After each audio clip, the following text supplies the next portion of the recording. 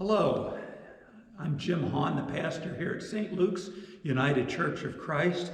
And though we cannot gather in this time of lockdown, we want to get a word of encouragement out.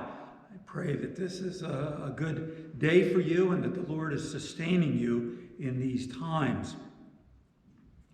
Today I wanted us to think about an expression, a familiar expression. Lord willing and the creeks don't rise. When's the last time you heard that said? It's an old expression, and we use it just a bit humorously. I can't think of the last time I couldn't get somewhere because the creeks were rising. Actually, there is a road near my house that several times a year the water will block off that road. It's a very easy detour. But Lord willing and the creeks don't rise. It's not so old or out of date anymore, is it? I thought of this expression as I was reading through the book of James, came to a familiar passage. I share that now. You might want to look it up in your own Bible. James chapter 4, beginning at verse 13. Come now, you who say, today or tomorrow, we will go to such and such a town and spend a year there doing business and making money. Yet you do not even know what tomorrow will bring. What is your life? For you are a mist that appears for a little while and then vanishes. Instead, you ought to say, if the Lord wills, we will live and do this or that. As it is, you boast in your arrogance. All such boasting is evil. And may God bless to us the reading and the hearing of his holy word. James the apostle is writing to, well, apparently he's writing to some ambitious business people in his congregation. People that, well, they had the Midas touch. They knew how to run a business. They knew how to make money. It's easy for us to cheer with James against these folks. Oh, not that James is out to get them or against them. But it's easy for us to think resentfully of the wealthy and the successful. They can annoy us. We can be jealous, let's be honest. But James warns them here, not out of jealousy, but a warning for their own benefit. Don't be so self-assured. Some people are born with a lot of confidence, and that's a wonderful gift. But be careful. And James is explaining the be careful here. Be careful how you make plans, for we are weaker. We are more frail than we realize. Walk humbly.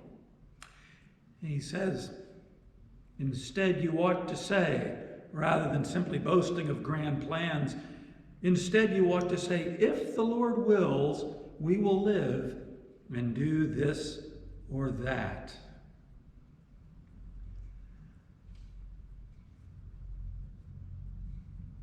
As I said, James isn't writing here simply to scold the ambitious. I suppose most of us could use a little more ambition and a little less risk aversion, should I say.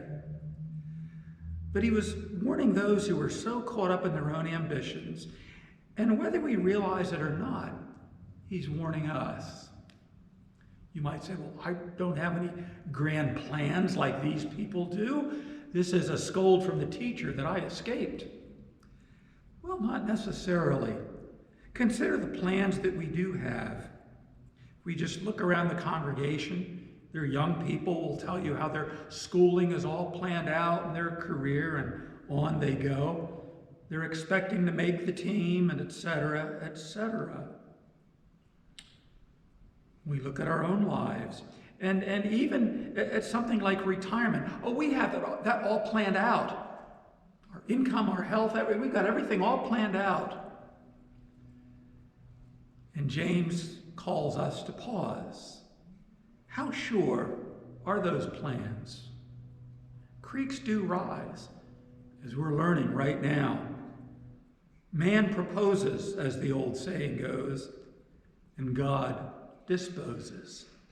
I'm not trying to send a spirit of panic out into the congregation or anything like that.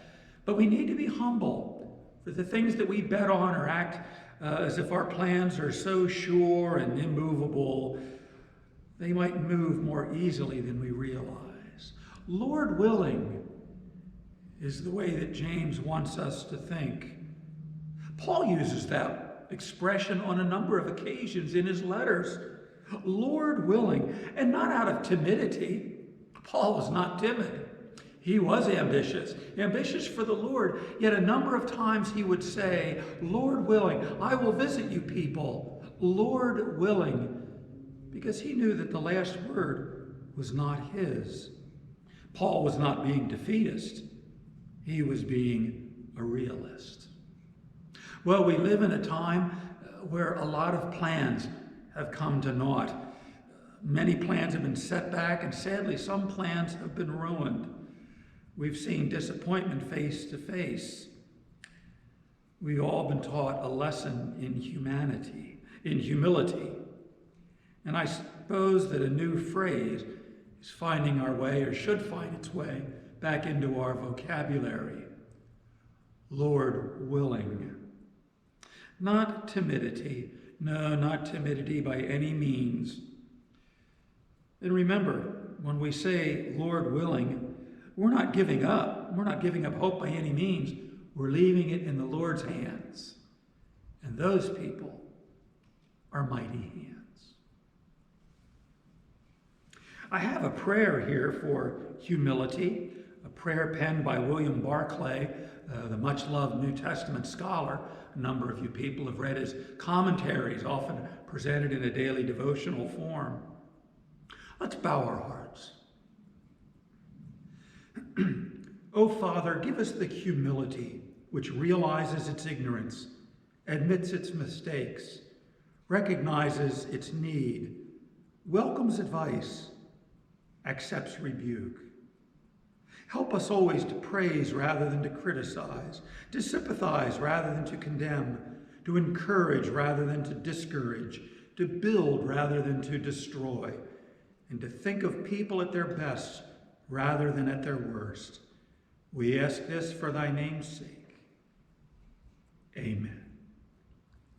Amen.